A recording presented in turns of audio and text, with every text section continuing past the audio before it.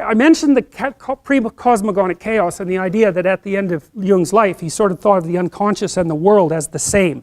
And you think, what the hell does that mean? But here's what it means. So let's say you're in a long-term intimate relationship and you get betrayed. Okay, so what is it that you see when you see your partner at the moment you know of the betrayal? Well, you see the pre-cosmogonic chaos, and here's why. Well, it rattles your unconscious up because you don't know anything anymore. You don't know what the past was, right? You don't know what it was. And it's supposed to be real, and all of a sudden you don't know what it was. And so you come up with wild ideas about what it might have been and what it represented, and then you don't know what the future is going to be anymore.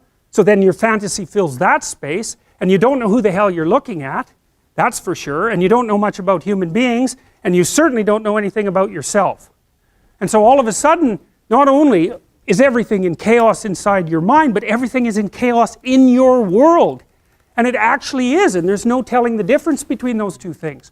You know, and so then you're just shattered. And so then you go talk to a therapist for like 2 years, and you think, well, what happened? What was the reality? And the reality is, because who knows what the reality was, like, but as far as you're concerned, the reality is, I better represent this properly in my head. I better figure out who I was, who that person was, what we did together, and what it meant, because I do not want this to happen again. And so you're healed when you get to the point where you've grasped the bloody moral of the story. What went wrong? And how can I not have that happen again? Because that's the purpose of learning, right? That's the purpose of memory. It's to prepare you for the future. And so you have to pull out of that massive chaos a functional representation that increases your wisdom so that you're not this naive target the next time you enter into a relationship. So at least you can have another relationship without being so traumatized that, you know, you're done.